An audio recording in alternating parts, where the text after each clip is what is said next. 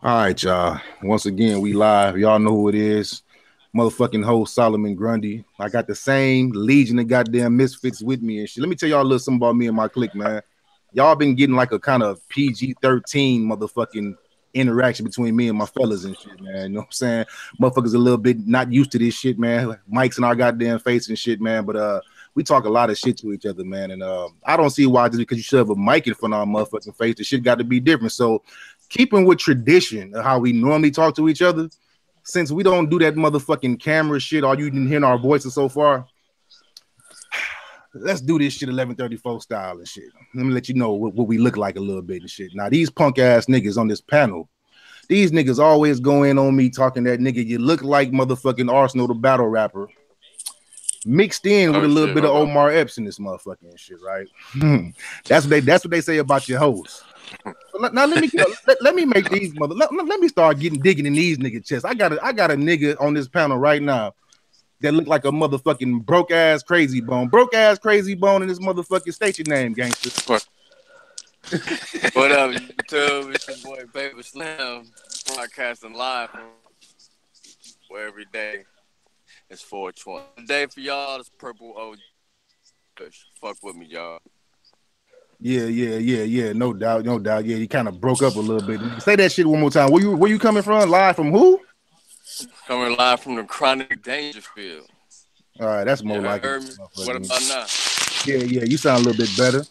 The next motherfucker on this goddamn panel and this motherfucker is the most stubbornest nigga out my goddamn clique in this motherfucker. I swear.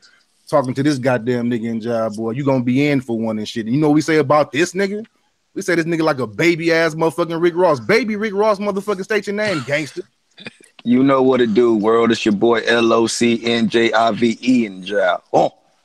And the last nigga on this goddamn list, his goddamn motherfucking nickname is so goddamn outdated. I'm waiting on John Claude Van Damme to just bust his ass any goddamn minute now with his 80s ass goddamn nickname and job. 80s nickname guy, state your motherfucking name, gangster. And what's up, tubers? It's the Game Smith, Master Bulldog, the adept gamer. No doubt, man. Now, speaking of motherfucking Arsenal, the Rebel, which y'all niggas say I favor, I disagree in this motherfucker, but I'm glad we brought that up tonight, man. Bullshit. See how they do me, YouTube? Anyway, goddammit. Man, we're gonna talk about this motherfucking recent battle between my guy Danny Myers versus K Shine, man. So all the people out there that may not know, man, I suggest you go to urltv.com, man, and check out this battle rap shit, man. You know what I'm saying? And to me, battle rap has always been like the and one to the NBA. You know, NBA is like that Drake shit. You know what I'm saying? NBA is where all the money at, all the stars. But if y'all can remember back in the day, niggas was fucking with and one and just. That's where all the oohs and ahs coming from and shit. You know what I'm saying? And it's kind of like that with this rap shit. It's like, damn, you can go ahead and fuck with your Drakes and all that kind of shit like that and be a part of it, you know, all the Jay-Z talk. But it's an underground scene, man, that's bubbling, man. And these guys are great, man. I mean, if you are into them bars, man, fuck with King of the Dot or URL or Black Ice Entertainment, Rare Breed, man. And check out what some of these niggas is doing, man. You know what I'm saying? Because this shit is live, y'all. You know what I mean? And I'm pretty sure the people out there that know they know they shit, y'all already know. I ain't saying nothing y'all don't know.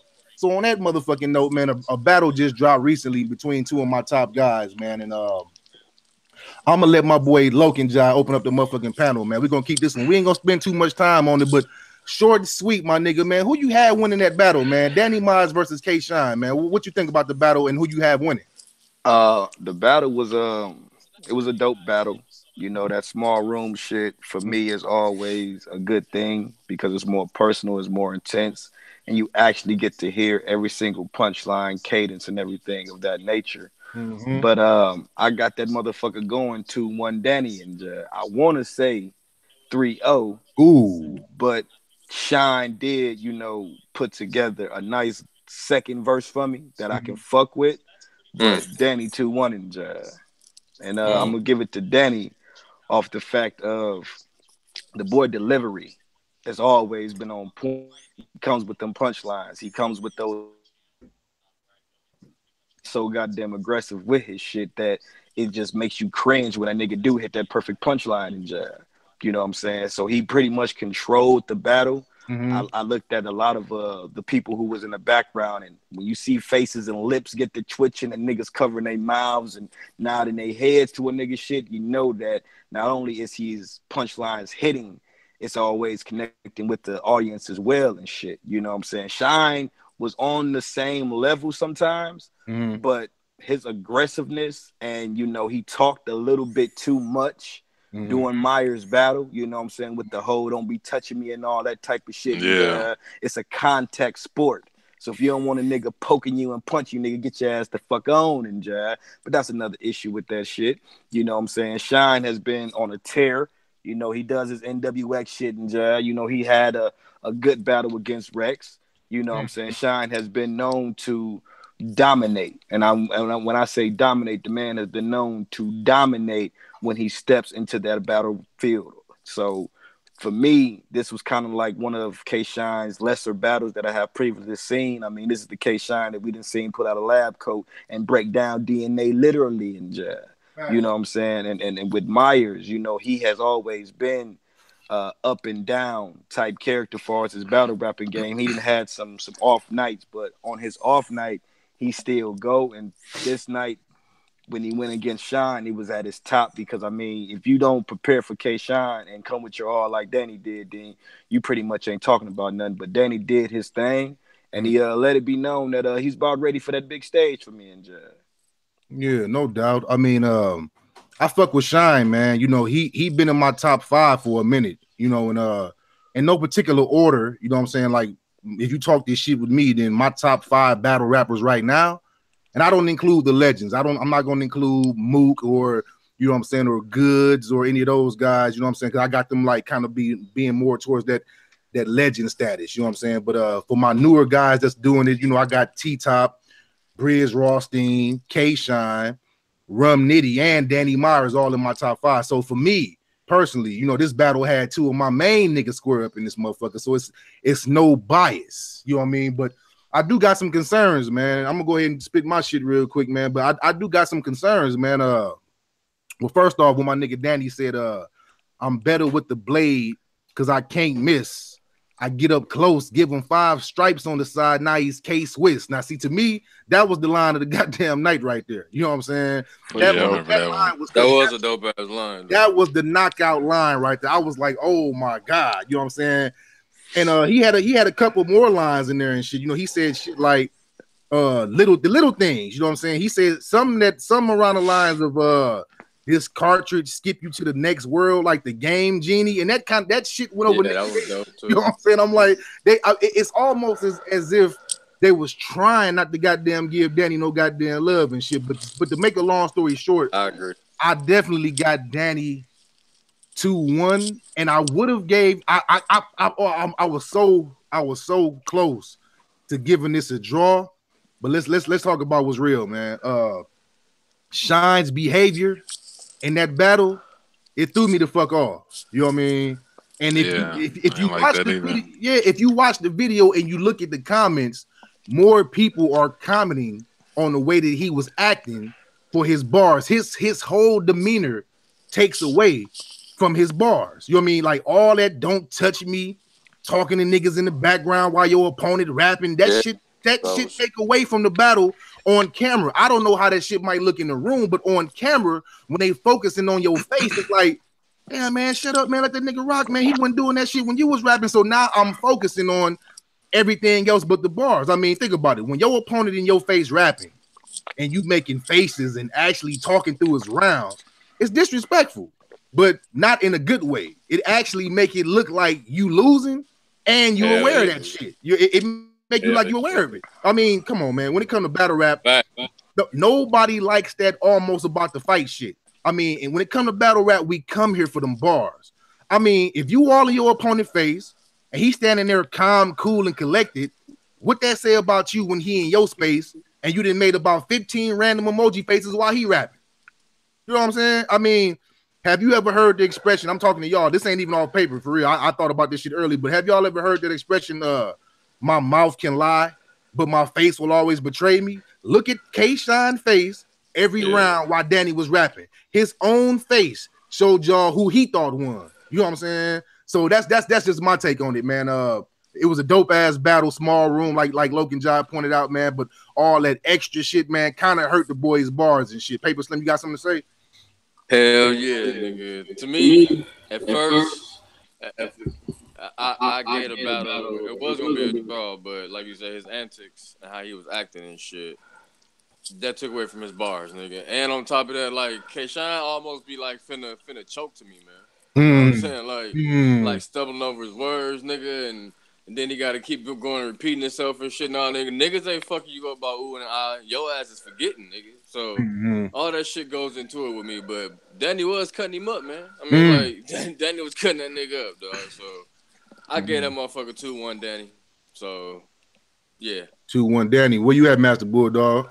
Yeah, I'm gonna give it to Danny, man. I mean, I feel like he was just going at him. He was all up in K-Shine face the entire battle, like whether K-Shine was going at him or he was going to K-Shine, he was all up in his face, and he wasn't all like whatever like K-Shine was, and I ain't too much like that. He was like, "Don't touch me" and all that, like, nah, don't do that, man. Like, we ain't trying to see y'all fight and all that. Just spit bars. And I mean, I felt like the crowd was more on K-Shine's side, and that's the crazy part about it. Like, Danny would say something, and he got a little bit of a reaction when he said the K-Swiss line. Yeah. But as far as the entire battle, the crowd was on K-Shine's side, and I kind of felt that was weird. Like, okay, like I didn't know where they was at, so I'm like, are they in his hometown or what? But yeah, dude, Myers was just getting up under his skin like the whole match. Facts. And that make you look weak. But yeah, Myers is probably my favorite battle rapper. Like, and I haven't heard everybody, but I mean, I think he became my favorite when he went at that girl. Just like it was just disrespectful. Like I like the disrespectfulness. So yeah, definitely Myers all the way from me. Yeah, so we pretty much unanimous on this one, man. If we were the judges, then we clearly got Danny taking that, man. You know what I mean? And like I said, Shine is that boy, man. You know what I mean? He's no great. doubt. Yeah, he great at what he do, man. But I'm gonna need you to stop being so goddamn emotional and always about to fight. I mean, it's been a couple times. It looked like he was so mad he was about to start crying. He was so mad and like, yeah, man, calm down with that shit, bro. You know what I'm saying? I'm pretty sure he knows that too, because like I said, look in the comments and you will see more people like, I had K winning, but he started talking through my man Danny Rounds, and I had to dock that nigga for that shit. You know what I mean? So yeah, that his attitude might have just lost him the battle and shit. Honestly, you know what I mean? Yep. Acting like a business. Yeah, so I still fuck with him. We gonna move on. Now let me talk to y'all, man. We all family out here, man. So I'm like I said, this one I'm real loose on this goddamn show, man. Ain't no airs put on this time. So I'm gonna holler at y'all about something I've been thinking about, man. This one of them round table conversations where niggas got their poison. One nigga got a joint, one nigga got a motherfucking Black and Mild, one nigga got a goddamn beer. I want to ask y'all about something, man. We sharing it with YouTube tonight, but buying an artist's greatest hits album after death. Are you a fan or a goddamn follower? And I'm gonna open this one up real quick, yo. You know what I'm saying? Because I feel kind of fucked up behind this shit, my nigga. Let me put the disclaimer out there, folks. If you are a fan and a music collector of an artist, then disregard, because this ain't for you. There's nothing wrong with having it in your collection, even though you own all the songs already. So this, I said it again. I'm not talking to y'all. I'm talking to the motherfuckers that if I ask you who is your favorite rapper and you tell me Lil Wayne, when I be like, oh, okay, yeah, Lil Wayne pretty good. Shit, man. What's the name of that nigga first album again? And you sitting there scratching your goddamn chin and you don't know what the fuck I'm talking about. Y'all the type of niggas I'm coming after right now, because that's a true story. How the fuck a nigga gonna be your favorite rapper and you can't even tell me what his very first album was? Are you saying that you a Lil Wayne fan because everybody else was at the time? And this is a true story. This happened to me for real. Back when Lil Wayne was bubbling. And that made me just think, man, do y'all be listening to music that y'all really like? Or are y'all doing this goddamn shit because you feel like if you don't like the nigga, then you're going to lose all your goddamn friends? And then when it comes to the death thing, I mean, some of these motherfuckers are selling crazy numbers after death. And it makes me scratch my head and wonder why. Like, personally, When Michael Jackson died, I ain't have to buy shit. You know what I'm saying? When Prince died, I ain't have to buy shit. You know what I'm saying? I mean, like, how can you be a fan of Prince and not have his quintessential album? I mean, and why when somebody die, we automatically get the sudden urge to enjoy their music now? Where was the love when they was around to appreciate it? I mean, I feel like if you ain't fuck with the artist before death, why start after death? I mean, does death make them hi-hats more crisp, Paper Slim? I mean, nigga Loke, I mean, do the hi-hats, do the motherfucking 808s pound more because the nigga dead now? I mean, I had a homie. He told me, true story, right after Prince died, he was about to get on the computer and download all Prince music. Now, not only was this nigga too cheap to go buy the shit, I'm scratching my head wondering, why was you able to live without them songs just yesterday? But now that he no longer with us, having his music is now mandatory? So I'm scratching my motherfucking head at this, and let's talk facts now. This is the shit I actually did write down on paper and shit. I want to bring this up. Okay, 10 million units equals diamond. Diamond. That's a diamond album. You got to sell 10 million units to go diamond and shit. So the biggest question I got is, why in the fuck did Tupac's greatest hits hit that number? Why did that hit the number and shit? Out of all people, why did his greatest Tupac now? Why did his greatest hits go goddamn diamond? I mean, on some real shit. Let's look at the track listing real quick. I got it right. I'm gonna pull it up. Yeah. This one, Keep Your Head Up. Two of America's Most Wanted. God Bless the Dead. Hail Mary. Me Against the World. How Do You Want It? So Many Tears. Unconditional Love. Trapped. Life Goes On. Hit 'em Up. That completes this one. This two, Troublesome 96. Brenda's Got a Baby. I Ain't Mad at You. I Get Around. Changes. California Love. Picture Me Rolling. How Long Will They Mourn Me? Toss It Up. Dear Mama. All About You. To Live and Die in LA. And Hearts of Men. Now, Troublesome 96. Changes. Unconditional Love. And God Bless the Dead was the only songs on there that was previously unreleased. Facts. And I seriously doubt it sold that many units because of them 4 goddamn songs. So what so-called Pac fan ain't had them songs already? Again, how can you be a Pac fan and not have all of that while he was alive? Once again, if you own all those songs previously and you just wanted that greatest hits in your collection sitting there because it looks nice, then I'm not talking to you. You know what I'm saying? This is not for you. I'm talking about the people that made it a fucking priority to go buy the album just because he passed away like it was the cool thing to do. You ain't a fan in my book. Paper Slim, say something, G. Yeah, I mean, like, that shit is kind of crazy, though, dog. But everything you named damn near, half of that shit, if not like 80% of that, was fucking singles.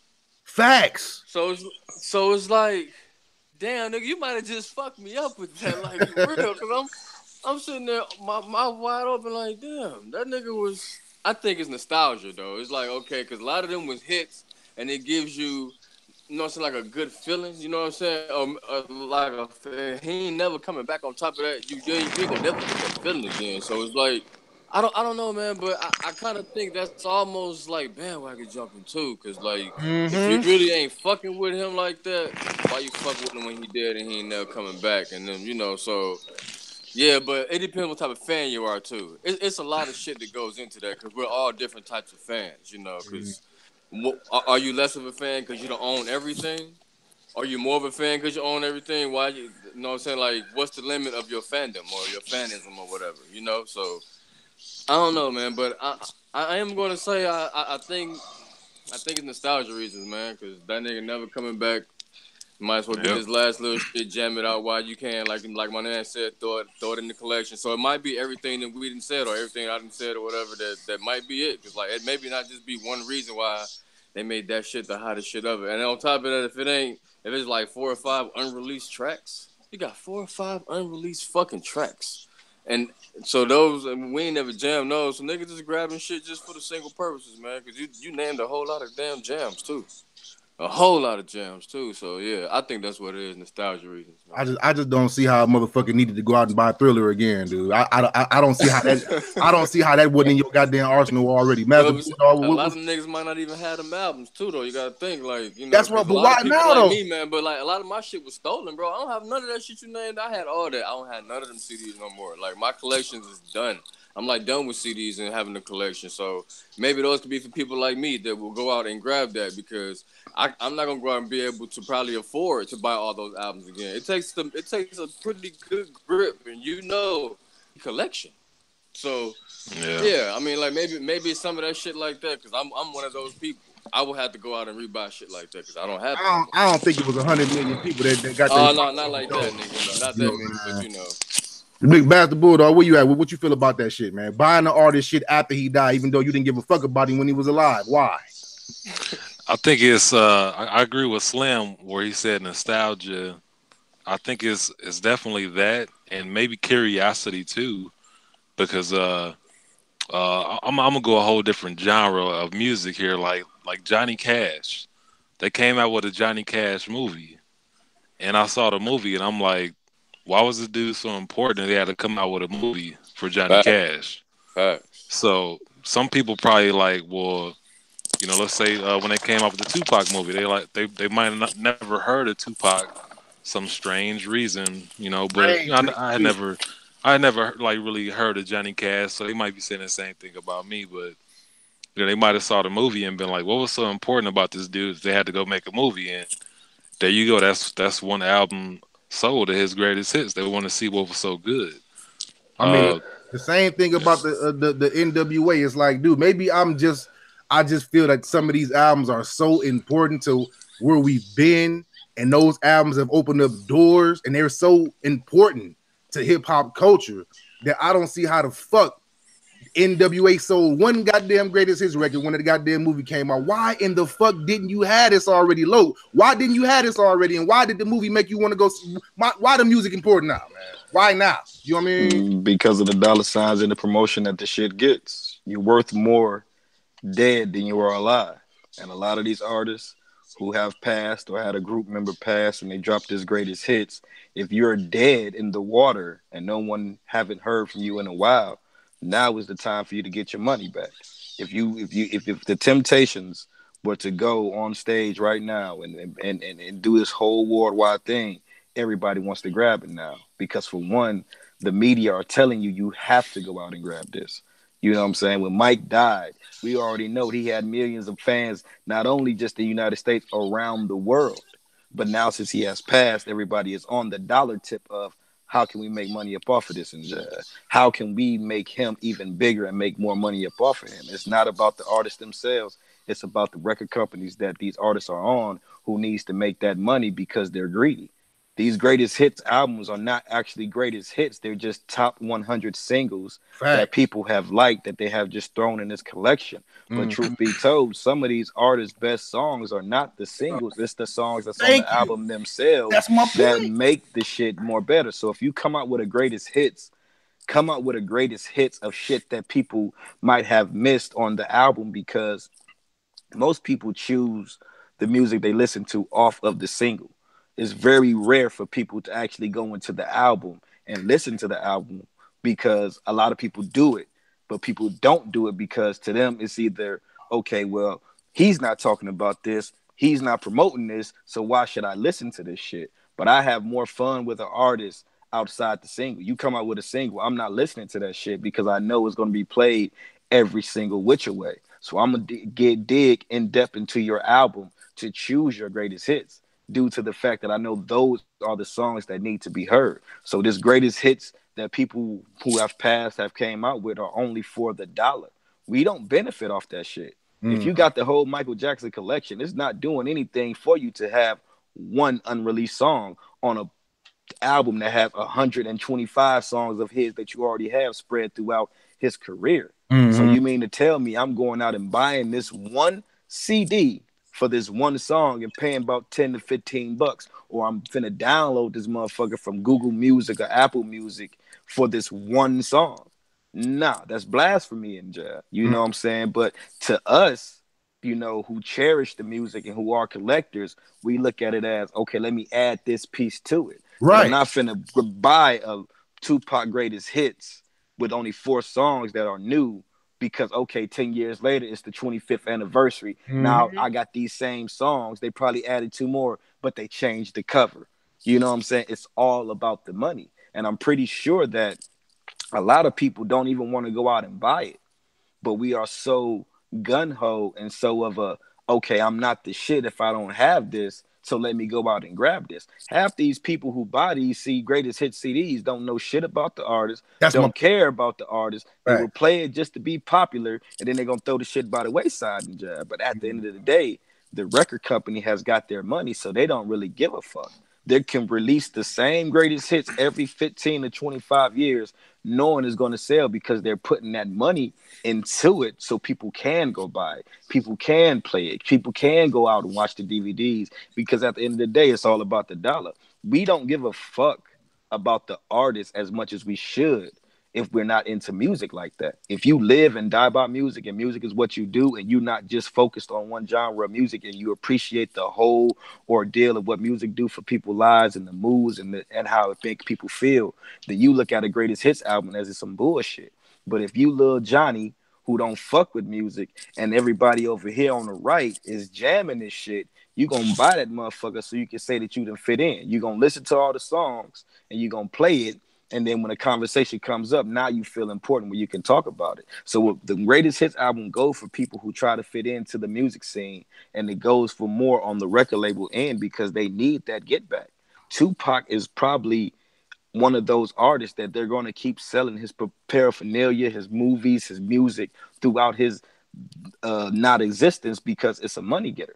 Now, they dropped the movie with some bullshit and jazz, but Mm. at the same time, they had them same songs that was on that greatest hits on the soundtrack to the movie.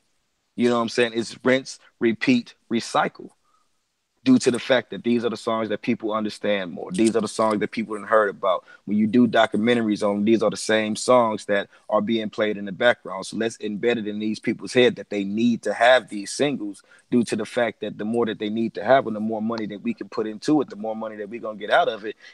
And that's it right there, NJ. I'm glad that you said one thing that I neglected to say though. I'm glad you brought that up, brother. Like when you said that the quickest way to not have the best of an artist is to motherfucking grab them greatest hits. Because I haven't seen not one greatest hits album have all the real hits any goddamn way. Like honestly, I haven't seen it yet. I mean, like my dad got like I think you know what? I'm take that back. Prince had an anthology, but this is when he was alive though. See, I'm kind of talking about when people be dead, but usually when you do them greatest hits, like you said, man, it just really just be the damn singles and the most popular songs, man. Y'all don't get the songs that really make the album. I don't know why a lot of Pac fans don't bring up the song "Violent" on the Tupacalypse Now album.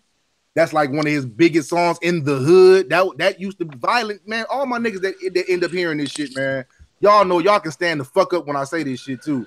Violent was a way for you to test them subs in the goddamn background. You know what I'm saying?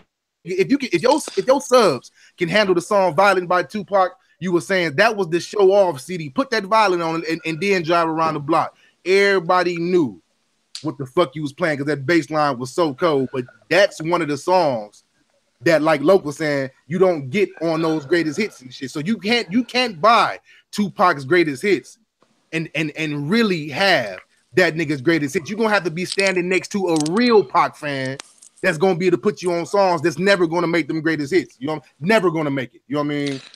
I think some of these greatest hits, like the reason that they might be greatest hits is because they might have stayed on a billboard or something for like weeks or months at a time. Mm-hmm. So like, all right, so the ones that made the most money, we're gonna throw them all in the greatest hits, and that kind of sucked. That songs like "Violent" don't get on there. So yeah, that kind of sucks.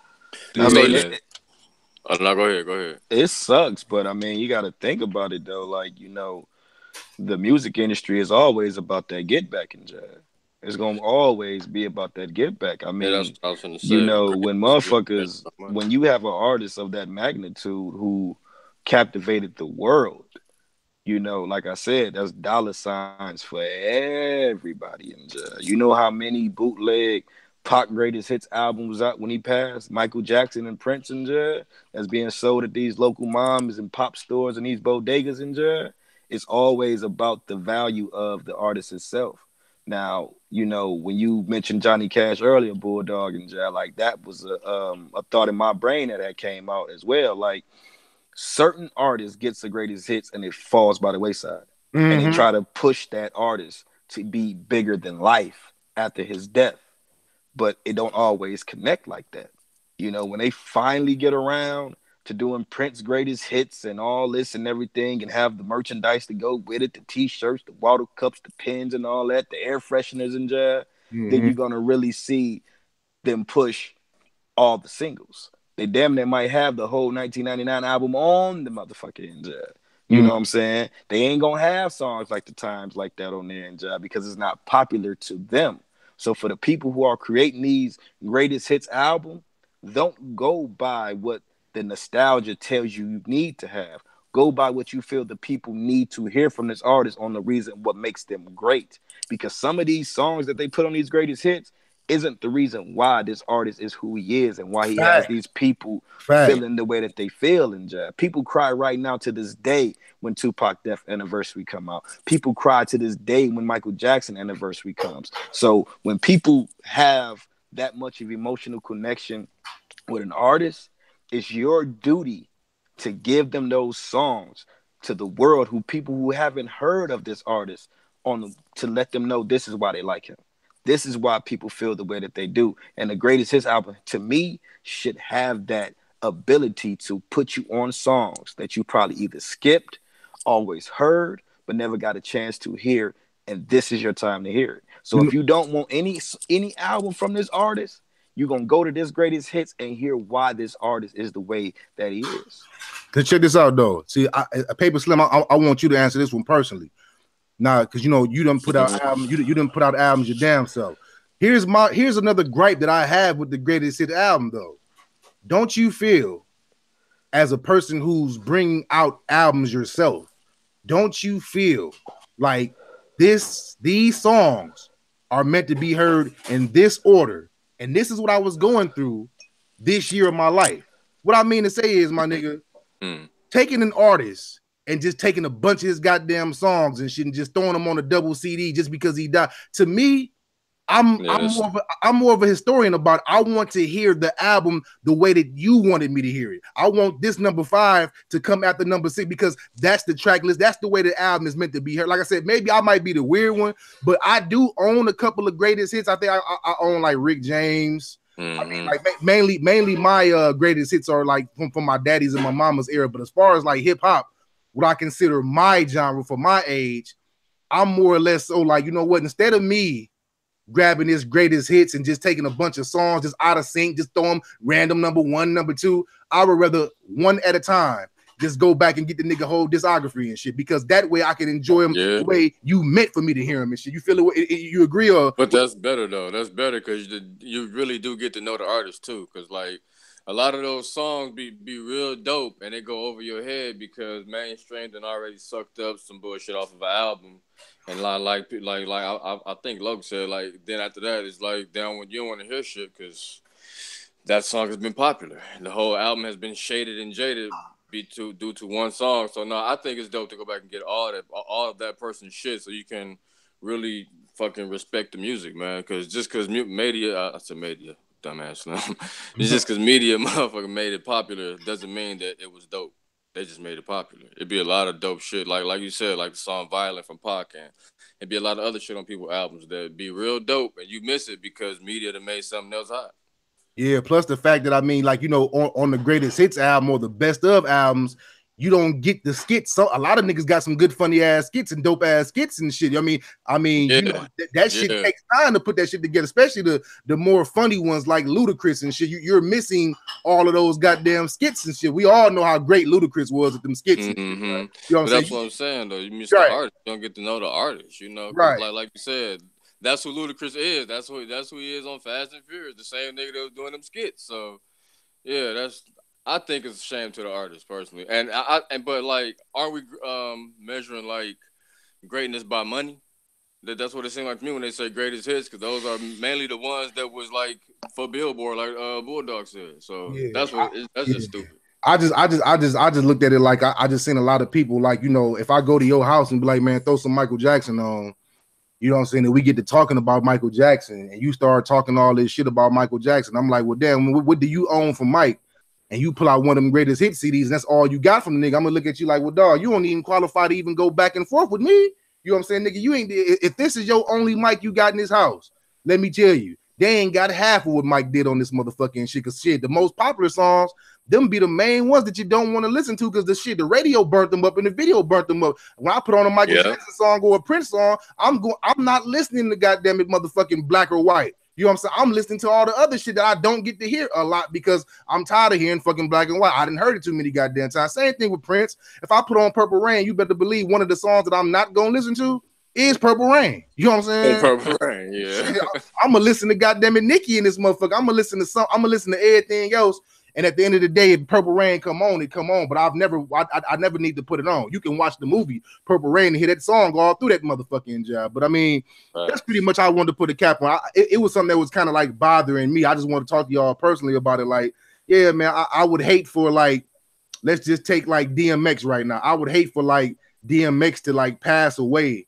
And then all of a sudden you just see all these people just buying his music and just, you know what I'm saying? Oh, we miss you, brother. We love you, brother. You was one of the greatest ones, bro. Why aren't you? That would be too. Yeah, why won't you get that man that love now? You see he need help. If you've been following DMX, you know the man need help. You know what I'm saying? But you know what? Grundy just killed DMX. Dog. No, I'm just saying. No, you stupid, nigga. No. I'm just saying, man. We all know that in his day, DMX was a bad motherfucker. I know ain't nobody on this panel gonna disagree. You know what I'm saying? But he was dope as fuck. Right, yeah. So when you see that man on the street, man, let the man know how much his music mean to you now. Because buying his goddamn album while that nigga in the goddamn grave or in the urn, that ain't gonna do shit. The nigga might need to feel that kind of love from you. Now, hey, if I seen DMX right now, I would tell DMX, hey, bro, I know you're going through a tough time right now, bro, but your music got me through some tough times, and never forget. I want you to know this from me to you. I never stopped listening to your. I got some of your albums in my car right now. They still in style with me. I'm not gonna wait till you die to tell you how fucking great you were. You know what I mean? I'm gonna let you know that shit now while you can do something about it, while you can appreciate. I might have said that nigga life by telling him that. You know what I mean? Man, I ain't gonna wait till motherfucker dead. I mean, that's what happened with Sean Price, though. You know what I'm saying? That's what happened with Sean Price. And I mean, people, you know, people who don't listen to music or not chooses to listen to a certain genre of music or a certain artist don't understand the gem and the jewel that Sean Price was on the MIC. But when the man passed, you got every artist and every so-called fan, oh my God, Sean Princeton passed, and we jamming the man music and we starting to appreciate him. And it's like, no, man, as an artist, you give your all to this music regardless. Now, as the consumer, we choose not to listen to cats due to the fact that they're not popular or they ain't got on 15 chains or they goddamn pants ain't hugging they nuts and we can see they goddamn draw imprinting. We choose not to listen to motherfuckers because of what everybody else says. And I feel like that is going to be the death of music in general, not just for hip hop, just for all over, because there's some great alternative bands that motherfuckers need to listen to and shit. But we get so confided in the it's not popular thing that we miss out on great music. And losing Sean Price for the hip hop community was a big blow for me because the man had bars. The man can go with anybody toe to toe, and you can have an argument over who killed the shit because the man went so hard, man. So appreciate every artist, whether they big or whether they small. Show them that love. That's why with me personally, when I go to tech shows and I'm at the motherfucking meet and greet, I make sure I give that man that embrace. Like, nigga, you are the shit. Fuck what anybody say, nigga. Your music helps. And you're dope as fuck. Don't let nobody take that from you because I appreciate the work that he do, man. Appreciate motherfuckers in jail. God damn it. When this shit go over, go and kiss your goddamn grandma on the forehead. Appreciate motherfuckers, man. Don't praise their ass when they dead and want to feel like now you got to do something bigger for them because that shit is whack, you disrespectful, and fuck you on that shit in jail. Yeah, but ain't that the same shit? It's just like living in a neighborhood. You know, like hip hop is just like a neighborhood. You be seeing that motherfucker all the time, but you never really fuck with him till they're gone, and you sit back and be like, damn, damn man, I could have fucked with him this way. I could have fucked with him that way. That's the same shit when you go out and buy Greatest Hits album.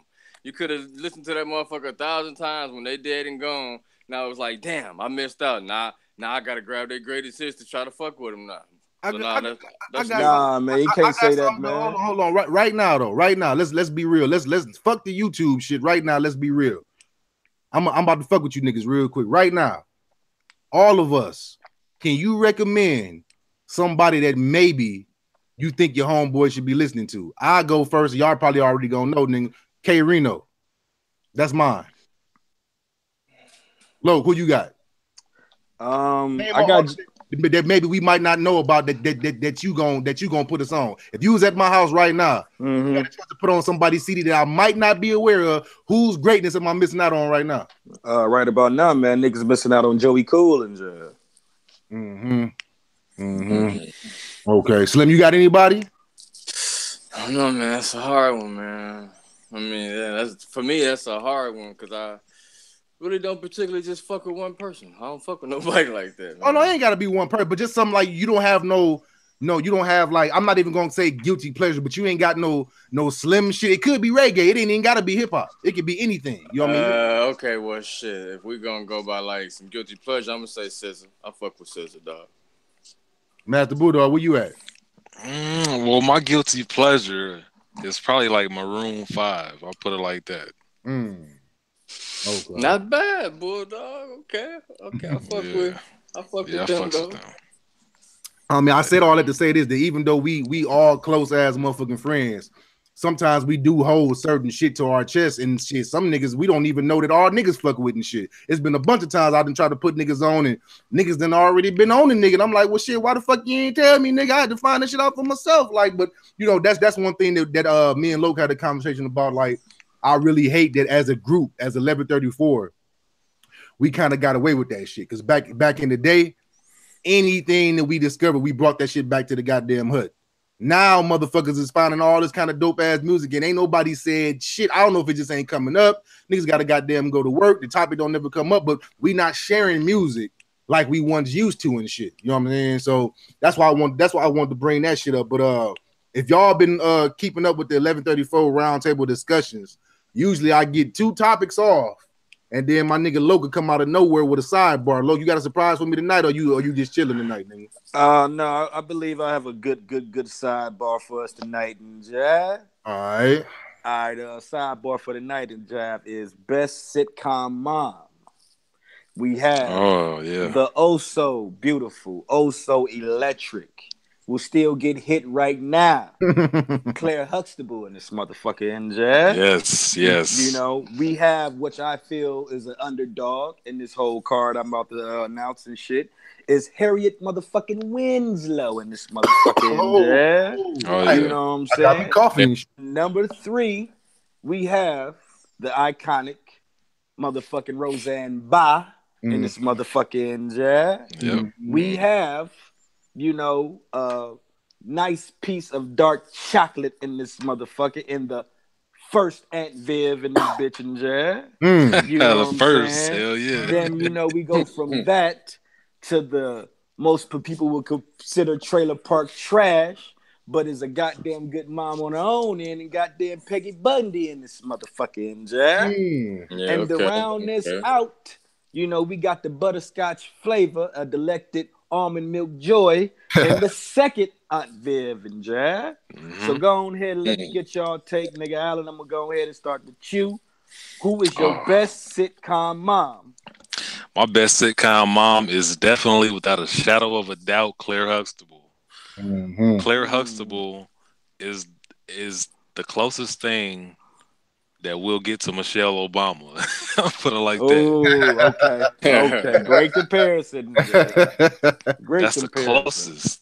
Well, that's the closest we're gonna get to Michelle Obama. I mean, she was smart. She didn't take no shit from nobody, even her own kids. Like, she was a lawyer or something. I think I can't remember, but I mean, she was just powerful. She had that. Okay, I'm not gonna fuck with her. That's you know, that's Theo and their mama. I ain't finna go over there and be like, you know, tracking mud through their damn house. You know what I'm saying? Like, I'm not finna be slamming their door. That's Theo and their mama. You know what I'm saying? So definitely Claire Huxtable. Uh, I like Peggy Bundy too, but Peggy's her main thing is that she'll like the episodes I remember she like would forget to feed the kids and shit like that. But when they was like fighting different families, she was like up in there throwing hands and shit. So I give it to Peggy Bundy too. But definitely Claire Huxtable is my number one. Um, then you got Harriet Winslow. I mean, I just remember her going, Carl, what you doing, Carl? I used to be kind of scared of her a little bit, but yeah. Great mom though. By the way, underrated mom too. You know what I mean? Yeah, she was, man. She was. All right, Paper Slam, what you got in there? All right, man. First off, Claire, I can't fuck with you and Jack because your husband out here raping bitches. This nigga. right there, this nigga, man. All right, nigga. You seen what the fuck happened to me? We talking about goddamn Hogan, nigga. All right, you pushing that fine line right now, nigga. You pushing it. That takes you off the list. I don't get no damn. But like, if you're going to talk about greatest sitcom mom, I'm going to pull out Roseanne. I go with Roseanne because the whole show is based about Roseanne. Roseanne was a dope-ass mom. You could relate to Roseanne even though she was white as fuck. You know what I'm saying? It's just like, it was about Roseanne. All the other ones wasn't about them. So it's like, they were okay, like, side people, like side supporting roles. Except for the only one that was really prominent was the first Aunt Viv. And I give Claire, though, like, Claire did her thing with her kids. They respected their mama. I give her that. I'll give her that. But the show was centered around Bill mainly. You know, it's like he got most of the camera time. It's mainly about him. But Roseanne was mainly about her. And plus, she didn't do too bad. So I'm going to go with Roseanne. The motherfucker from Family Matters, Nayala, you're right. She scared me. She was definitely not attractive on top of that. Definitely not attractive on top of that. Peggy, you can't even feed your goddamn kids in jail. You too busy eating bonbons and smoking squares, nigga. I can't even fuck with you. You're done. Yeah, and the last ain't Viv. The last ain't Viv. You was all right, but, man, you was boring as fuck. Man, you was bland as hell, man. It's like, you just was boring. You was boring as fuck. They should have kept the first of it. That's how I'm thinking on this topic right here. All right, Grundy, who you rolling with, me? None of the above. Ooh. Okay. Above. There is a serious omission. And drum roll, please, if you want to know. If you say this name that I got on mine, nigga, I'm thinking too. Hold on. We got a serious omission. If I had to pick one of them to be my mama, sidebar real quick though, I would say that my mom probably is a Roseanne type of mom. She has a sense of humor, but she take care of goddamn family in this motherfucker. You know what I'm saying? She's gonna let me make my mistakes. You know what I'm saying? She's not gonna shield me from my mistake. That's the only thing about Claire where it's like, it's almost, I want to say Claire, but when you got that kind of goddamn bread, where you got doctors and lawyers in the same goddamn roof, it's kind of easy to me, man. Them kids was privileged to the motherfucker, but they made them work. They taught them their lessons. They were great parents, but God damn it, I want to see Claire and them when they only got motherfucking $500 left in the goddamn bank and the bills are totaling up to be goddamn it, $800. I want to see what they would have done in that situation. You know what I'm saying? But my favorite TV mom is Florida Evans. You know what I know you was gonna say Florida Evans. Yeah, that's my TV mom. Because God damn it, I can relate to that goddamn struggle. I can relate to goddamn it being broke. And goddamn it, they turn shit into sugar every goddamn episode. That is my mom right there. You know what I mean? The way she held that family down, the way she had that, them motherfuckers. Some episodes they ain't have $5 between all them. And goddamn it, Florida made sure they ate that goddamn night too, didn't she? You know what I'm saying? That's the kind of mama I relate to the most right there. So I'm putting Florida Evans in. I give her that. I give her that. But man, she was too fucking honest for me. That's the only thing. She was too fucking honest for me, man. It's like, come on, man, y'all. Everything you just said, my nigga. Everything you just said. Florida stopped them from coming up a lot of times to me on some, no, we can't do that. Give it back, James. True. Don't do this. That shit there, nigga. She going to heaven for that, though. Huh? She going to heaven for that, though. You know what I mean? She going to heaven for that. I mean, you can't stop a person for being a God-fearing, honest person, though. You know what I mean? To instill that into your kids to be honest, too. Yes, I understand as a show, sometimes it was like, damn, Florida, just take the damn money Why you gotta be so goddamn honest? Like, man, let them get ahead and get away with it. But at the end of the day, even without her being crooked, they still goddamn made it in this motherfucker. If you're looking for that aspect, I give her that. But I mean, goddamn, that's who the fuck is that honest? I mean, but look, okay, but look, out of all them TV moms on the show, and you can't even say Roseanne no more because she's exempt from that now with the new series. What other mother had to goddamn it deal with the death of their goddamn husband and job? None of them had to deal with that shit but Florida. And still keep the lights on and the family going? Come on, man. You got to give us something for that, bro. All the mother moms had help. Florida, goddamn it, she only had help for 2 seasons and job. You know what I mean? Okay. Yeah. See, I give you that one. See, me on my end, man. I got to roll with motherfucking Jill Taylor in this motherfucking nigga. I'm rolling with a goddamn Jill Taylor, nigga. See, the fact that you said who, nigga. Jill goddamn Taylor for motherfucking Home Improvement and job. Nigga, come on now. Come on now. She was funny and job. She wasn't scared of getting Tim ass and job. She wasn't scared to getting her boys ass and job. And she made everything goddamn work. Everything that Tim fucked up, she turned to goddamn sugar in this motherfucking I'm rolling with goddamn Jim Taylor and nigga. Jill is my motherfucking best motherfucking sitcom mom and Jill Taylor, nigga. I can't be mad at that though, Lo. I can't be mad at that though. Like I really fucking can't be mad at that. Yeah, I forgot all about her though. You know what I'm saying? Come on, man. Too, the goddamn joke she used to crack on the nigga fuck ups and she laughed at that nigga more than any goddamn thing and nigga. Honorable mention though, you know, and this is really showing my age right here, y'all. So go ahead and make your little jokes. But let's not forget about Raj mom from What's Happening Now, Rest in peace. Definitely. Oh, yeah, she was always a single mom, wasn't she? Or... Yeah, most definitely on that one. She still was single, shit. Yeah, she was hard on D and Raj, but goddamn it, she got that shit done being a single mom. You know what I mean? Yeah, she let a nigga get away with a little bit too. Nigga, she wasn't too honest her damn self, but she was honest. So yeah, she was. Damn, man, she might have been the perfect mama though. And she getting that ass too. I mean, one episode she bust Raj's ass and you know what I mean? That's what I'm saying. And like you said, so basically, nigga, she was damn near. It's like Roseanne was damn near black hair almost or some shit, nigga. Yeah.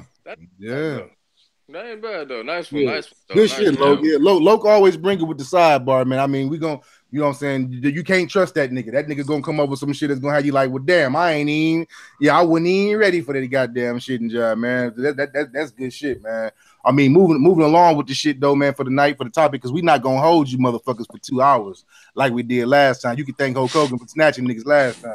Yeah, we still got that joke running too, motherfuckers. You know what I'm saying? He's still out there somewhere. All them breathing on niggas' windows. You can see the condensation from the nigga goddamn it, his nostrils in this motherfucker. Any goddamn way. Here goes something that, man, it's gonna be highly controversial to all the local rappers out here, man. And oh man, I hate to do this to y'all, man. I really hate to do this to all my local rapper fans, friends, colleagues, alumni, whatever the fuck you want to call your goddamn self, man. But Master Bulldog, today been your lucky night, man. We're gonna go ahead and start off with you first. But I mean, we all got friends that's in the music business or want to be a part of the music business. We got a family, niggas that's making beats, got equipment. We all do this. We all got friends that do, and I know everybody that's gonna hear this video. You would be hard pressed to believe that it's actually a person out there that ain't kin to somebody or don't know somebody that don't know somebody that's trying to get into the goddamn music game and probably been doing it for a nice little while now. You know what I'm saying? To you punk motherfuckers that just started rapping 4 months ago, stop listening to this. Turn this podcast off right now. You don't count. You know what I mean? I'm talking about for the motherfuckers that's been out there hustling, been out there goddamn grinding. You know what I'm saying? Before they was able to drive a car, drink a goddamn beer legally and shit. The motherfuckers that's been putting they all into this shit. The question is, when are you too old to be an aspiring rapper? I mean, when do you put the mic down? If ever do you put the mic down? Master Bulldog, is there a situation where it's just time to hang it up? Or do you just say, man, fuck it, man, do what you do? But what do you say about a motherfucker that might have been rapping since they was goddamn 12, still putting out goddamn mixtapes and shit, and they damn near 41, ain't never got on, and still refuse to take a job at like McDonald's because I rap and I don't want niggas to use that shit against me in this motherfucking job. So because I'm a rapper, it's just certain shit I can't do. But the motherfucker been rapping for goddamn decades and just never got his shot. Nigga Allen, is there a thing of being too old? And should you tell your friends to put the mic down, or do you just say, fuck it, do you? I mean, what's how you take that shit, man? I don't never think you too old to rap, because rap is not just something that, you know, if you're a real rapper, then it's not just gonna be a hobby, then it's a way of life. So I mean, whether you making sales or not, then you just, that's in you. That's what you like to do. So I don't think somebody could ever be too old to rap. I mean, you could be 50 years old, but you know, if you rapping about the same shit that, you know, to Takashi and you know, Temptation or whatever the fuck his name is, if you rapping about the same shit that they rapping about, then people gonna kind of look at you a little weird. Right. So if you're a little bit older, you gotta learn how to stay with the times, or else, you know, you might not, you might not relate to the kind of audience that you want to relate to. Um, Another factor with the rapping too is like you got to look at your priorities. Like if you trying to balance, okay, do I want to go and make another mixtape, and I know a mixtape gonna cost me $800 to make, and you know you got bills, you got to look at your priorities. Like, okay, am I gonna use this money on that, or am I gonna take care of, my priorities? So that's something else you got to look at too. If you get to a certain age and you're like, all right, what am I gonna do? So keep the priorities in check. You're never too old to rap. If it's something that you love doing, then keep doing it. But don't worry about sales and all that. Just keep it to yourself if you want to do that.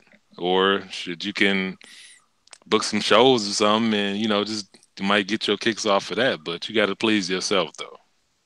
Okay, I was gonna let Slim or that nigga goddamn Loken job, but let me just allow me, please. Can I use my token one more time because I don't want to forget this shit I was gonna say.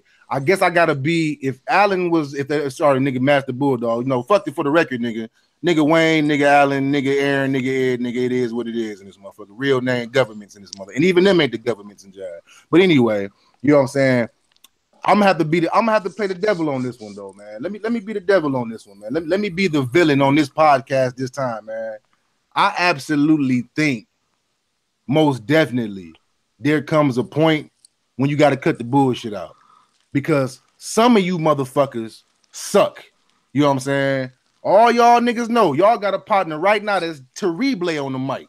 That nigga's Terrible. He ain't even terrible. The nigga Terrible on the goddamn mic. You know what I'm saying? And we don't want to hurt niggas' feelings, guys. We don't, you know what I'm saying? We don't want to hurt niggas' feelings, so we allow them to do what the fuck they keep doing. And we allowing these niggas to just jump off a goddamn cliff. And they making a damn fool out their goddamn self. You know what I'm saying? Honestly and shit. Because nigga Bulldog had a good point. Now I am a firm believer in you should never stop doing anything just because you reach a certain age. Hell, I'm a gamer to the bone. And I had to fight for them goddamn rights and jobs. Some of you motherfuckers talk shit all about a nigga because I was a gamer and with kids and shit and jobs. You know what I'm saying? So I don't think it's an age thing, but I also think that it is an age thing because, like Bulldog said, you have no business to me being in your 40s trying to kick it like these young motherfuckers is kicking it and shit. You know what I'm saying? To me, I don't want to hear that shit. If I buy a Scarface CD, I want Scarface to be Scarface. I don't want him to start talking about Molly and Lean and whatever these young cats is into. You know what I'm saying? I don't want to hear that shit, but this is getting off topic. I want to get back on topic. For an aspiring rapper, I will tell you this. Keep your goals high, but you also have to be realistic with those goals. You know what I'm saying? Yep. You don't have to stop creating. But what you need to stop doing, you need to stop getting on Facebook and talk about this year is my year. This year I'm about to blow up. It's about to be a movement. Motherfucker, you don't even know 20 motherfuckers that bought your whole catalog. How the fuck is it finna be a movement? Because you know some new niggas now? How is it a fucking movement? Why every goddamn time I turn around, you coming out with another mixtape, another goddamn mixtape and shit. And it's like, dude, I feel like, to me, man, personally, like I said, I would never tell another artist to stop. I'm not telling you to stop, But goddamn though, man, you might want to get off into other goddamn things, man. You know what I'm saying? Hey, Prince said it best. Everybody can't be on top, man. You know what I'm saying? I mean, if everybody is able to get those NBA contracts, then who the fuck gonna be in the goddamn crowd cheering? And we all gonna be in the game, right? We all are meant to not do. We all ain't gonna get. Ain't everybody not gonna be an astronaut? An astronaut. Sorry, I'm fucking up. An astronaut. Ain't nobody gonna be that. 9 times out of 10, a lot of motherfuckers ain't even the same person that they thought they was gonna be when they was raising their hand in class in this motherfucker. And tell you the truth, tell you like a motherfucker told me, the world need failures, dog. And this is some of the coldest shit I ever heard of my life, but it's true. It's brutally honest. The world needs failures. Somebody got to flip the goddamn fries. What the fuck is a goddamn strip club if all the hoes is rich already in jail? You know what I'm saying? I mean, that's the truest shit in jail. Hey, what the fuck is a strip club if everybody rich? Ain't nobody gonna be getting bucky naked for no goddamn dollars in this motherfucking jail. You know what I'm saying? Shit, everybody got what they wanted. Everybody's a millionaire. Can you imagine how much music would be out if everybody had a goddamn record deal? No, we need some of you motherfuckers to fall by the goddamn wayside and never goddamn be heard because it's not enough room for everybody to goddamn get on. But like I said, I'm kind of conflicted behind this shit because I don't want to be a hypocrite and say, you know, you should stop rapping. So I'm not going to say stop rapping. That's not, I will never say that. But some of you motherfuckers should take a hard look at your goddamn self and figure out that you've been rapping more than half your life. You're not even feeding your family off of this goddamn money. You know what I'm saying? When do you finally snap out of it and be like, you know what? Instead of taking my goddamn talent to the goddamn studio and working so hard on the goddamn studio, I need to goddamn worry about getting my goddamn money up and shit in another goddamn way. You don't have to be the main event. You can get behind another artist. It don't have to be your face on the CD. Motherfuckers need to understand that. You could be a dope ass producer or a dope ass mentor or a dope ass DJ or a dope ass manager. You can still fuck with the music. You can be the next Lucius Lyon in this motherfucker, but you don't.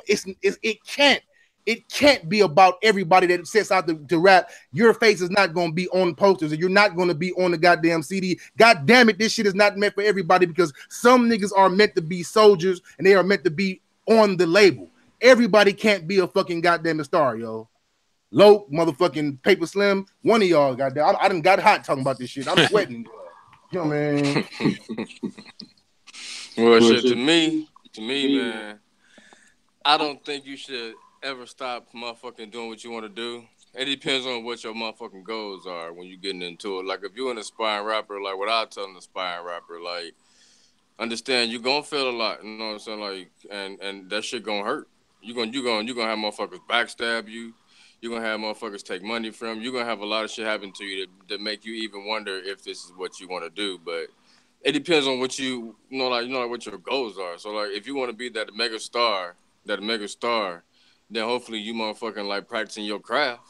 So hopefully you motherfucking, like, really dope with your rhymes. You just ain't up here spitting no mumbo-jumbo shit going off some lean, just thinking you about to be the next Lil Uzi or some goddamn body. It ain't like that, like my nigga said. I do believe the world do need people like failures or whatever, motherfuckers that just can't get to the top because niggas ain't gonna do that shit. But I think it's about egos too, though, Grundy. I mean, like, it's about egos. A lot of motherfuckers that's dope with the rhymes don't want to sit behind and let another nigga shine because they want to be the nigga that's shining. So that shit probably a nigga ain't gonna never want to be Lucius Lyon probably because they want to be the nigga who he producing shit. So I don't think you should ever stop rapping though. What would you say to the motherfuckers that suck and don't know it though? I say don't be a yes man to your homies, goddamn it. Fuck that bullshit. Speaking from experience, goddamn it. Don't be that guy, man. Don't be that guy to be like, yo, you know, man, yeah, that shit dope, but then talk about the nigga behind his back, man. Tell that nigga. Tell that nigga, yo, look, bro, man, you might want to tighten up with that shit, man. I'm just saying, man, like, you know, it's like motherfuckers gonna hear that shit. Tell him the best way possible. If he don't get it, you might want to be blunt because everybody's listening. And if one of y'all suck in somebody's eyes, all of y'all suck. So, yeah, man, no yes, man, because it's just like having a woman. All right, bet your woman picked up a little weight and she asking you, all right, damn, baby, do I look big? And you telling her, no, you straight. And this bitch just keep eating and eating and eating. You know what I'm saying? Right. Okay, so now you laying in the bed and you grabbing titty. It's all back, nigga. Nah, nigga, tell her Nah, baby. Yeah, yeah. I fuck with you. I fuck with you on that. Yo, we got Well, nigga, no. I had to call, but anyway, I had to Oh, declare. okay. I'm Yeah, about to though. say that. But yeah, though. I might want to tell her, baby, hit the gym, and if she declining or getting mad, well, tell her I go with you. You know what I'm saying? Just fucking, Yeah. because sometimes you gotta put the work in. But got sidebar, got real sidetracked, that man. But yeah, though, I would say keep doing what you're doing, man. And if you really never gonna be that mega star, some people make music just for it to be good feeling for them. You know what I'm saying? Some niggas just make music for them. Sure, you just want to hear your shit. You don't want to hear the shit that's on the radio. You like to hear Right. your shit. So Right. I'm yeah, and do what you want to I do. wanted to make it clear that I wasn't attacking those people. Like I said, hey, if you want to do your music and you okay with that, man, hey, who the fuck am I to tell you to stop? I'm talking about the niggas out here that think they all that and still ain't got a goddamn record deal all these goddamn motherfucking years, but you swear to God, you better than everybody else, and you even treat motherfuckers like they beneath you, like you didn't did some shit in the goddamn game. Look where you at. I'm gonna need my black for this motherfucker. That nigga got to get his black ready. That nigga in there like, oh boy. All right, man. It's like this here, man. If you want to do this shit and do it, treat it as a hobby. Get your ass a regular motherfucking 9 to 5. Never let your dream die. Keep that shit going. But don't fall into the trap of believing that you have to do what everybody else have to do in order to maintain and keep your dream alive. Speak on. Because that's not the case. You Oh, know, shit. everybody has their position. People play it, people don't play it, people listen, people don't listen. But never stop your shit due to the fact that you feel like you're a failure at it, or you feel like you ain't gonna go far, or because this artist doing this, you feel like you gotta go that way. Fuck the bullshit. It's enough music to be made for everybody to enjoy.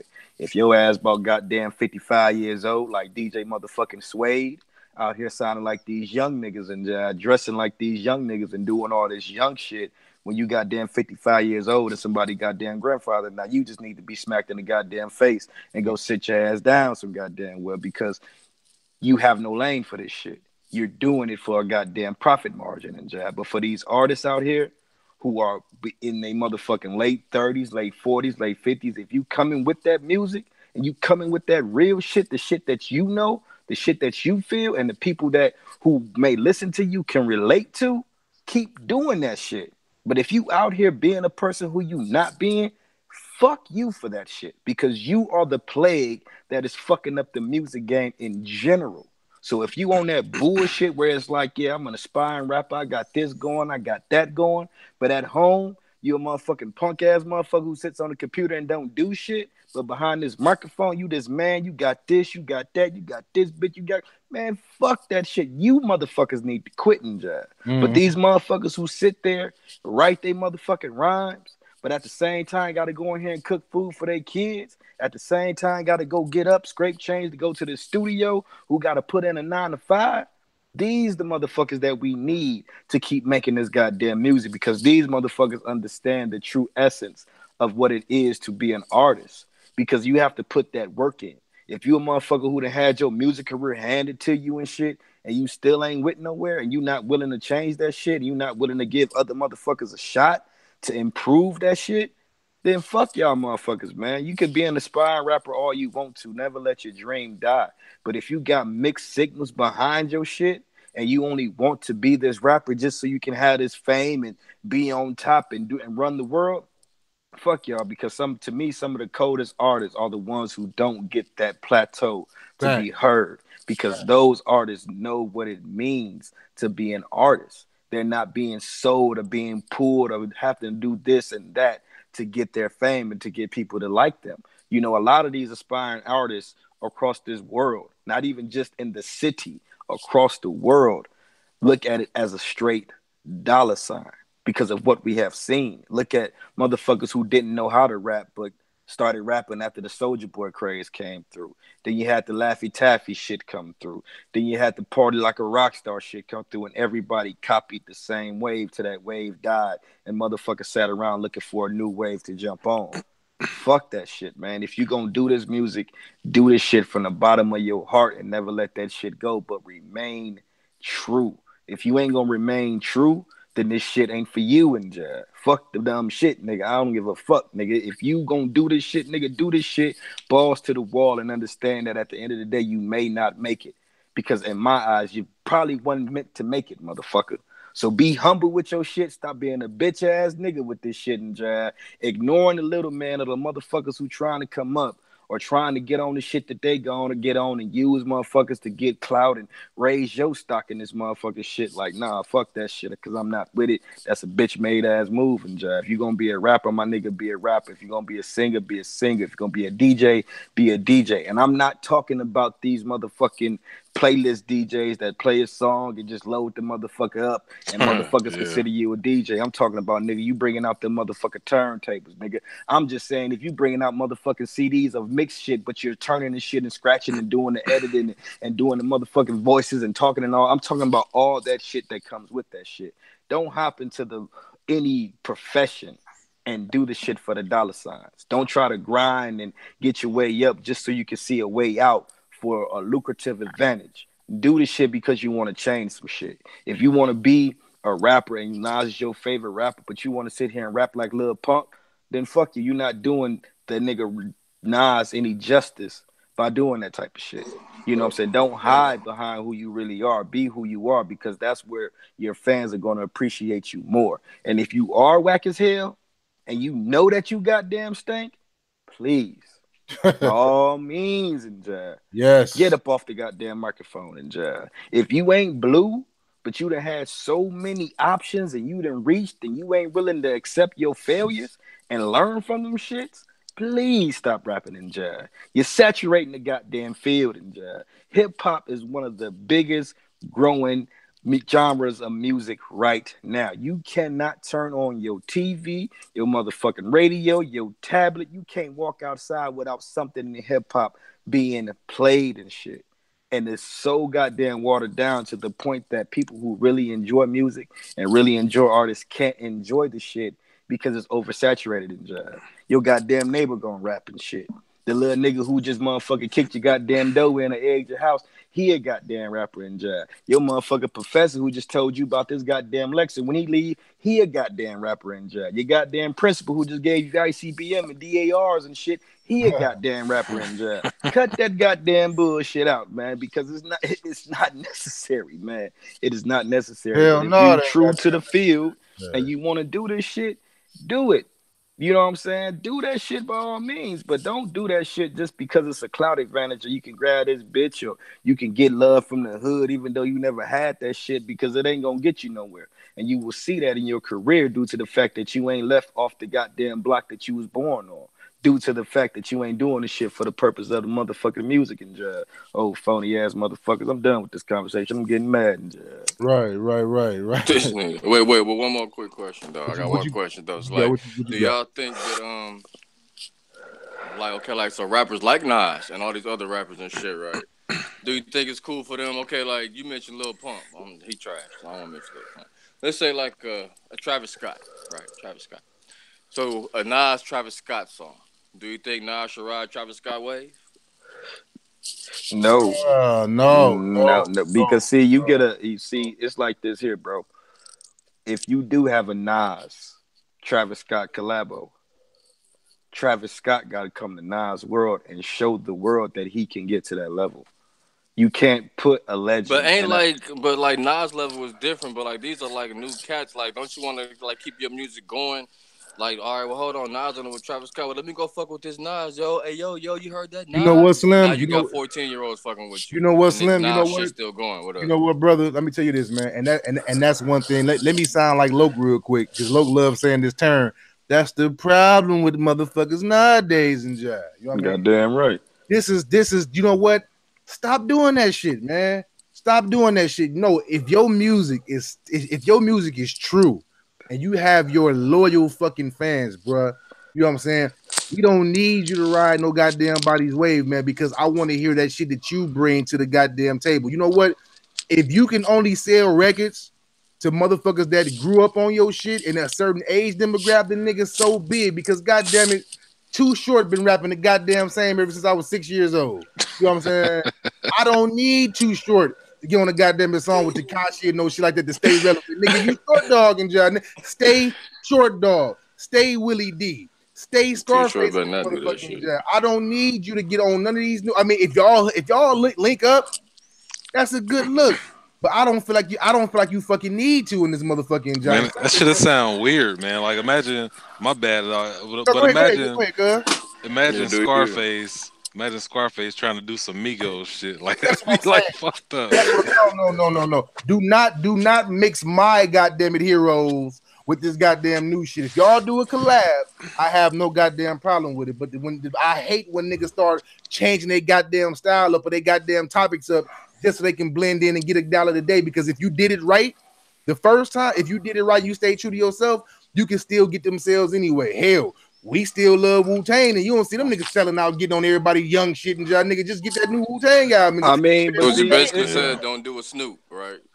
Oh, that's what Snoop has done. I mean, I don't know if Snoop coming to them or they coming to Snoop though. That's the thing. I see more of them going to him. Yeah, but I mean, it's the same situation when when Little John became popular. And shit, motherfucker Too Short went from being his player self to hopping on Little John beats, and it went successful for him in jazz.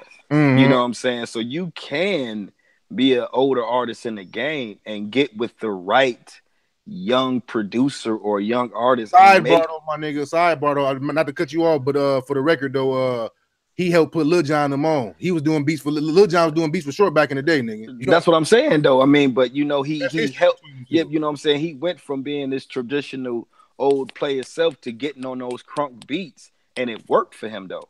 You know what I'm saying? It's that chemistry and shit. You know what I'm saying? And it's like if you are going to be an older artist and you hop on a young nigga track, be that general and make them sway to your direction, because that's the only way that you're going to maintain your respect, and that's the only way they're going to elevate their respect level, because you have to take your knowledge that and apply it to these young niggas. And me personally, I feel a lot of that shit happen more to keep these young niggas from falling into the goddamn trap that is being played now in jazz. Like a lot of the OGs, whether it's in the hood, not in the hood, in the rap game, not in the rap game, are not guiding properly and letting it fall by the wayside, because a lot of this shit can be saved.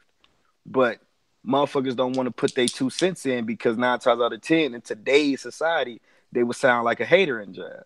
You know what I'm saying? Look at that motherfucking verse, that little verse that J. Cole did on his latest album, that 1985. And as soon as he got to spitting his shit, everyone assumed, oh, he's dissing Lil Pump, he's dissing the Little Littles. But if you listen to that song, he was pretty much just teaching these little niggas that whatever you doing now, just know it's not gonna be hot 10 years later. So I hope you got a backup plan with your music career if you're choosing to do this shit for the next 10 years. Because if you do choose to do this shit for the next 10 years, know that you're going to have to come with more shit. Because if you're 30 years old talking about this same shit, you ain't going to go nowhere in jazz. You have to grow with your audience in jazz. And music can't be the only thing though, my nigga. Because nobody that I know that is only doing music. Hell, back in the day, Outkast was one of the most highest selling. You know what I'm saying? Goddamn it, two-man group of all time. But yet, when you open up their CD, you got Big Boy selling pit bulls and jazz. You had Andre 3000 selling his artwork inside the motherfucking jazz. You know what I'm saying? So that's what I meant by like being an aspiring rapper, like putting all your chips in one bag. Even the rappers that you grew up on didn't do that. Niggas, where you think the cologne came from, and everybody started doing their own clothes. And, you know what I'm saying? Like, so I don't think it's wise for you to just put every single last percent on going to the studio and being this artist, because the artists that come before it, shit, niggas started doing movies and getting in the other. The niggas took classes. I mean, but that's the same thing that niggas need to speak on in hip hop, how we do in the sports world. We tell these college kids that, okay, what's your plan B if you fail as a goddamn athlete? You know what I'm saying? What is your plan that you're gonna have to, let's just say you in the game for 10 years and you this big celebrity and you get this injury and now you don't have sports to fall back on. Hip hop is the same way in jazz. You know what I'm saying? So I don't nag on motherfuckers for doing the cologne and getting restaurants. And, you know what I'm saying? Like Killer Mike, who got a series of goddamn barbershops and shit like that, because you have to make your money whether you're going to be on this microphone or not. If you're relying on this microphone, then you're headed for self-destruction and jam. Right. And that's one of the goddamn main problems with hip hop, is that we get these artists to this big plateau, and they get there. Now they doing random goddamn bullshit commercial with goddamn hot pockets and jab. You know what I'm saying? Doing dumbass shit like that to stay relevant. And that's not necessary if you plan ahead with this shit. All right, I made my first 10 million. Okay, let me invest 5 or 6 of this shit into something just in case my next album flopping job. Motherfuckers in hip hop are not prepared for that downfall. We done seen so many artists reach the heights to the moon and then fall the fuck the face off the earth, and everybody want to know why they having this mental breakdown. Yeah, they fucked their money up. Ain't nobody tell them to save their shit. Ain't Bad nobody tell lifestyle them to shit. invest in shit. Ain't nobody tell them that this other passion that they had of being a goddamn sewing maker, or being a goddamn shoe collector and all that type of shit, or being a goddamn BMX biker and shit would be something they have to go to in their latter years due to the fact that this music is not going to be successful. You know, look at all the goddamn sports athletes who leave that sport but end up going to commentating. You know what I'm saying? Look at Shannon Sharp and Jay. Who the fuck was Shannon Sharp about goddamn 2 years ago in Jay? A motherfucker who played for the Denver Broncos, won a ring, went to Baltimore, got one in Jay. Now he has one of the hottest sports talk shows in the world in Jay.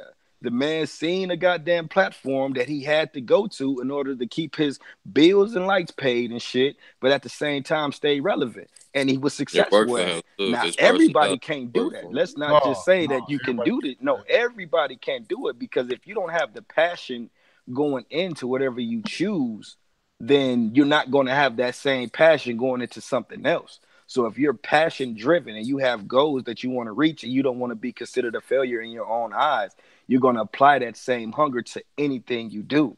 You know what I'm saying? I mean, look at niggas like us in jail. You know, look what the fuck we're doing now in jail. Yeah, niggas still fuck with the music in jail. Yeah, niggas can give you a hot 16 and a cold ass verse in jail, but niggas know that that shit is not going to be the end all be all. So what Right. are we doing now? We're giving real nigga talk as we speak right now in jail. So that's it. I Mm-hmm. mean, if ain't nobody else, you know what I'm saying, got nothing to add to that, I'm gonna move on to the next one because we said we weren't gonna keep this motherfucker long. But you see that nigga Logan job, that nigga boy, that nigga can talk like a motherfucker. But he be dropping that shit though, so it's all forgiven It and need to be Yeah, you heard know, in you jail. know. Shit, that's the problem now. Motherfuckers ain't I trying to call it teach. long-winded knowledge. There you go. but he be coming with it though. So that's my nigga, man. He be coming with that shit, Long-winded man. knowledge. You know what I mean? But the topic Trademark on my mama too. of the motherfucking day is supposed to be, and I'm gonna put the two fingers of the quotation mark. It's supposed to be Beyonce versus Michael Jackson. Now this whole thing started because Chance the motherfucking rapper.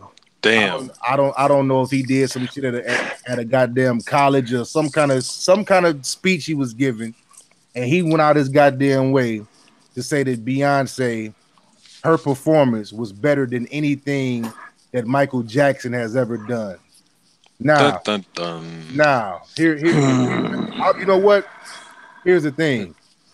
Like our last show, it's always fun to compare heroes from yesterday to the heroes to today. We can go back and forth on LeBron versus Jordan. We can go back and forth on Sam Cooke versus Prince. We can go back and forth on Michael Jackson versus Marvin Gaye. You know what I'm saying? We can go back and forth, and we can do that shit, and we can have fun with it. You know, there's nothing wrong with wondering who would have won between Ali and Tyson and breaking down stats. That's fun. Nothing's wrong with that. Nothing's wrong with wondering how would Shaquille O'Neal stack up to Wilt the Stilton job. That's nothing wrong with that. We can have that. We can have a discussion. We can have fun with it.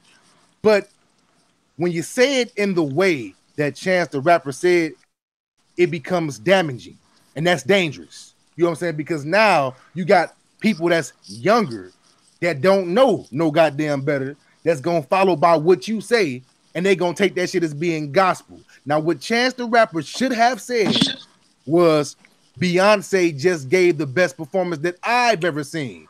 Why would you go out of your way and just target Michael Jackson? I mean, he don't forget he got family, he got children, he got legions and legions of fans. And what this promotes is for all the Michael Jackson supporters to make their point at Beyonce's expense.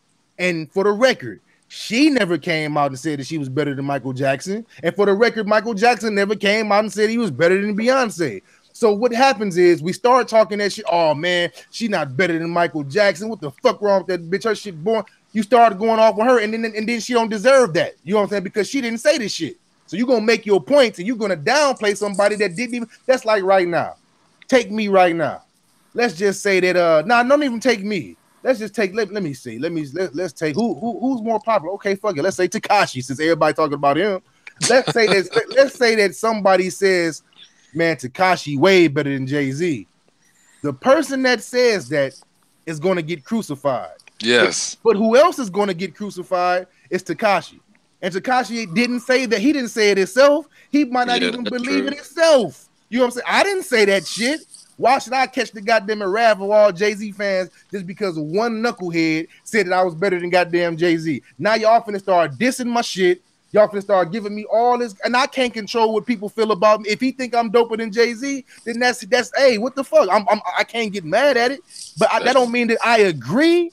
So before I even interject in this, man, I'm gonna tell you right now, man, the show is gonna be real short on this goddamn closer, man, because you know what? I don't really have too much input for the fact that I'm not about to sit here and I'm not finna just sit there and just put down Beyonce for Michael Jackson. You know what I'm saying? I'm not gonna do that, but I will point the finger at Chance the Rapper for even drumming this kind of bullshit up because this is this kind of shit that's harmful. Yeah. There was no need to say that. There was no need to just point why Michael Jackson out of everybody, and you didn't even bother, mind you. You didn't even bother to say no disrespect to Mike. He is the king. He is one of the greatest ones to ever do it. No, you just said, no, she did. Her performance better than anything that Michael Jackson ever did and left it like that. So why? Why even do that shit? Because that's harmful the way that you did it. So y'all can chime in on that goddamn shit.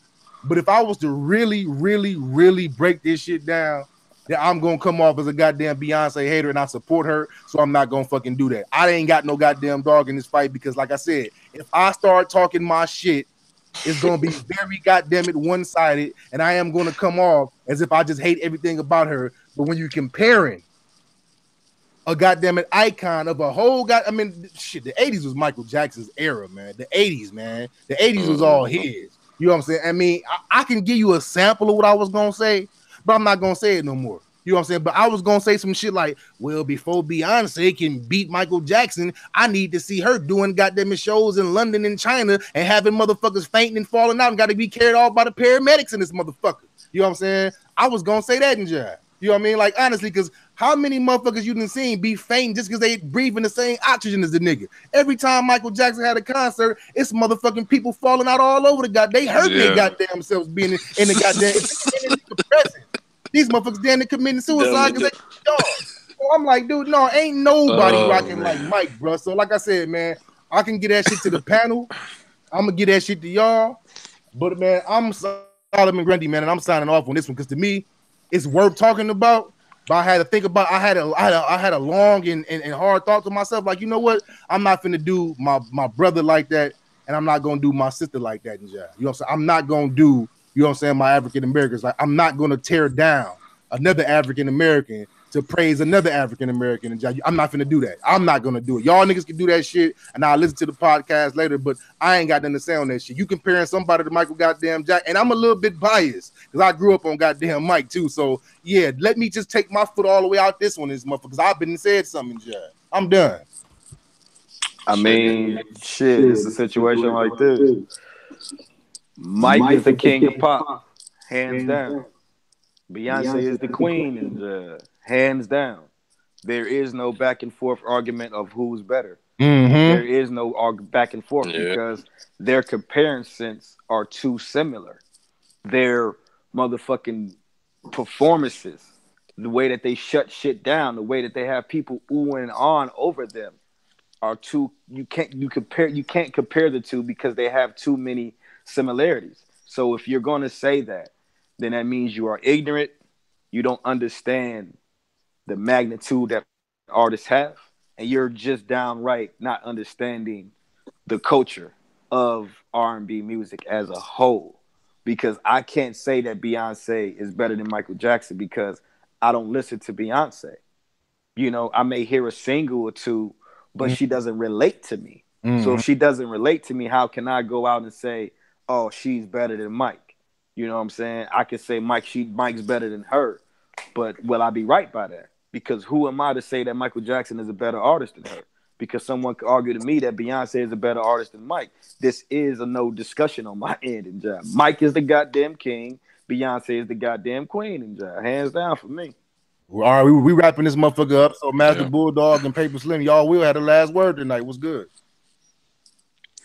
I kind of like I like what you said, Loke, about that Mike is the king and she's the queen. I like that. That's like the best way you could put it because like Yeah. I don't want to take nothing away from two successful black people because Facts. it seemed like that's kind of what we've been doing, like Chance and people comparing Michael Jordan and LeBron James. Like we comparing black people and we turn them against each other. Like let's stop doing that. Like Mm-hmm. I'm not hearing people comparing Elvis to hell. I don't know who hot. You know what I'm John saying? Lennon. John Lennon Just or say somebody. Johnny Cash or some shit. John Yeah. Lennon, goddamn it. Yeah, we're not Yeah. hearing people compare them, man, and we're not hearing people compare Taylor Swift to shoot, I have no idea, but you know, we're not hearing them kind of conversations. We just hearing these among black people. So I don't want to turn them against each other. But yeah, he's the king and she's the queen, and like I do that.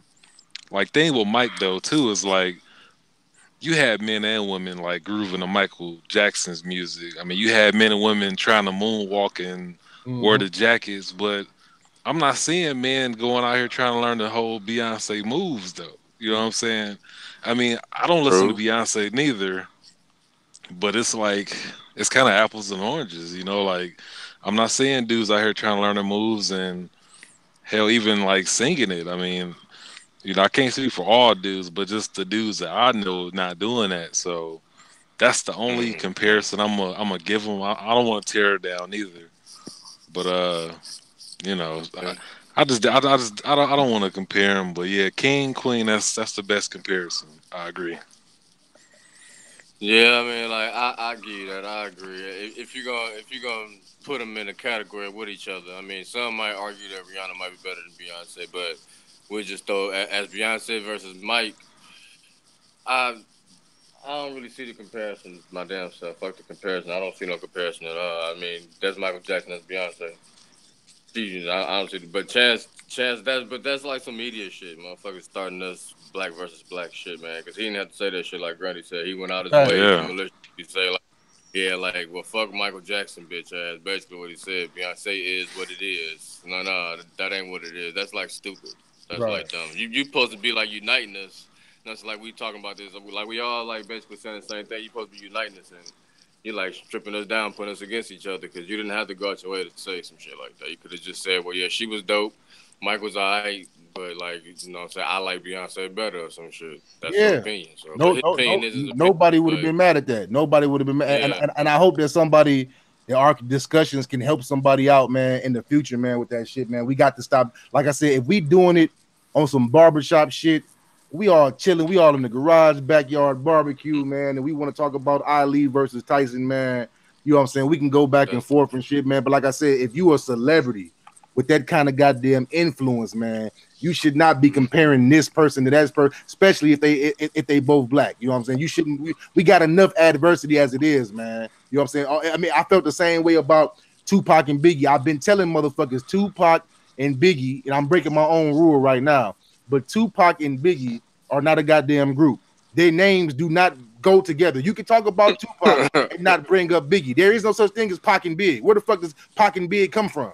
You know, there's a Tupac and there's a yeah. Biggie Smalls and Jack. You don't always have to sandwich them niggas together. Now, if you notice, until now, I'm breaking the rule now. But if you notice, early in our podcast, we were talking about Tupac and ain't said shit about Biggie Small. You know what I'm saying? yeah, We could talk about Big and don't got to bring Pac up. I'm only bringing this up for conversation. You know what I'm saying? I'm only bringing it up now, just now. But that's how I feel, man. And we don't have to always do that shit. So I was gonna drop this bombshell on my brothers, like, you know what? I got some shit to say about it, but then again, I don't got no shit to goddamn say about it because I obviously you can tell by the tone of my voice, I was gonna be all the way Team Mike. But in order for me to be all the way Team Mike, I would have to bring up so much damage and shit about Beyonce that I don't even feel about, because I'm gonna be honest with you neither. Like, I don't have no problem with Beyonce at all, but I have bought Aaliyah CDs. I got a couple female CDs, but you know, I've never bought a Beyonce CD. That's like, you know, something for the women to do. You know, my wife got a couple of Beyonce CDs. That's fine. You know what I'm saying? But me personally, it don't be in my car. You know what I'm saying? So I'm not even qualified to even. But he's talking about performance though. He talking about performance, and even then, stop speaking on subjective shit. Because I could easily say, well, goddamn it, check this out though. I haven't seen a video better than Thriller to this day.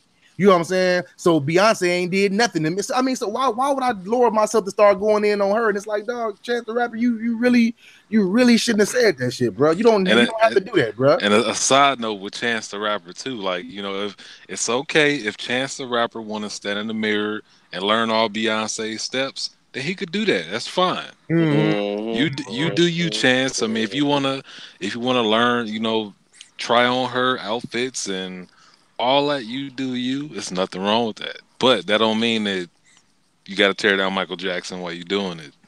Yeah, man. That's don't step on the motherfuckers that, I mean, because even Beyonce probably disagree. I mean, she done gave so many tributes to Mike, dressing like him and all this old kind of stuff. She done dressed like Mike at least 2 times. I know. I mean, she probably, you know what I'm saying, grew up idolizing Michael Jackson and shit like that and shit. So why, like I said, she shouldn't be. I'm not gonna get on her because she ain't do shit wrong. You know what I'm saying? My whole thing is with Chance. Like I said, man, everybody's listening, bro. You know what I'm saying? You are at that level now. You know what I mean? You basically a celebrity. Motherfuckers listen to your music. You have the ear to certain people. So you really got to watch what the fuck you say, man. That's just like that. That's just like that. I hate to even bring this shit because we about to close the show out. I don't want to make this motherfucker all extra long. But it's just like that goddamn. Y'all know that one girl, man, that one chick, man, that Whoa Vicky chick. Y'all know about her? Yeah, she was dissing Snoop Dogg and yeah, you saw she got the dissing Snoop Dogg, and then like 2 seconds later she gonna put up a video like, yeah, I'm sorry, I didn't know, I didn't know this, I didn't know I didn't know so many people was watching, and I didn't know this and that. See, you know what I'm saying? And the black nigga.